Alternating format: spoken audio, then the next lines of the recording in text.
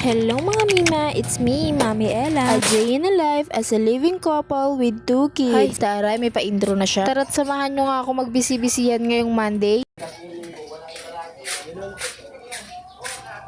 Pagkatapos ko nga maghatid sundo sa dalawa, ito at sinimulan ko ng laban yung mga puti na binabalik ko kagabi. Konti lang naman to. Sinama ko na rin yung mga uniform ng mga anak ko para naman wala na akong gagawin mamaya. Dahil for today's video, masyado tayong busy sa maghapon. Pagkatapos kong laban, ito at sinampay ko na lang din sila lahat dito. Medyo pagod nga ang babae dahil naglaba ako kagabi, tapos ito naglalaban na naman ako ngayon. Pagtapos kong magsampay, sinundo ko muna yung bunso ko, tapos dumiretso kami dito kala mama dahil nga magbabantay ako ng bunsong kapatid. Pagdating nga ng pangalawa kong kapatid, umakyat na ako sa bahay para magwalis-walis sa labas dahil nga siya na yung magbabantay sa bunso namin. Pagtapos kong magwalis sa labas, pumasok na ako sa bahay para ligpitin yung hinigaan namin. Pagtapos kong magligpit, sinampay ko lang tong pom namin sa labas. Tapos dumating nga yung parcel ko, kaya ito at i-unbox muna natin.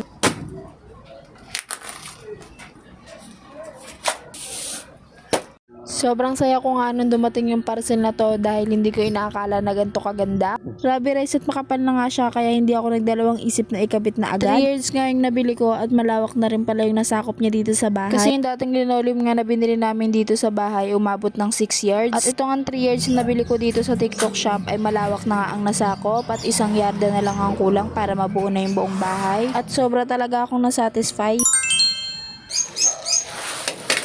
Hindi ko nga pala talaga tinanggal yung linoleum para nga hindi siya agad masira dahil nga lubak-lubak yung sahig namin. Konti nga lang yung side na hindi inabot ng linoleum. At dito nga yun sa part ng rep at saka damitan namin. Paglagay ko ng linoleum, ito at pinutol-putol ko lang yung mga kailangan naman mas maaliwalas tignan.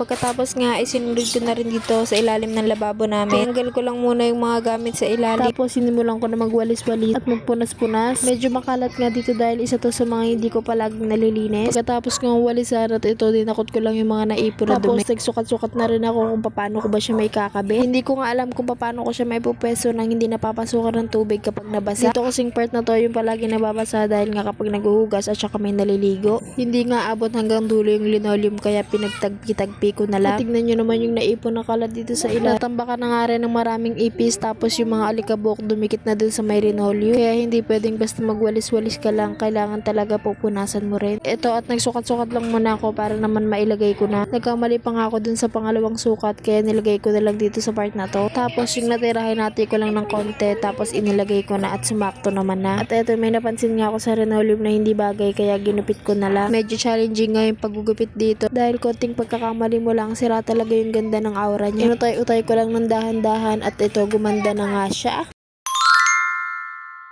Grabe, kinilig talaga ang tukailya ng babae. Sobrang ganda nga at mas lalo ko pa siyang pagagandahin soon. O amen sa paningin nyo. Pero ito talaga yung definition sa akin ng sobrang ganda, yung malinis at maaliwalas tignan. Nung matapos kong ikabit, nagwalis at nagpuras lang ako. Tapos eto, binalik ko na rin kaagad yung mga gamit. At sa mga ganitong pagkakataon nga, nakikita ko yung sarili ko as kargador.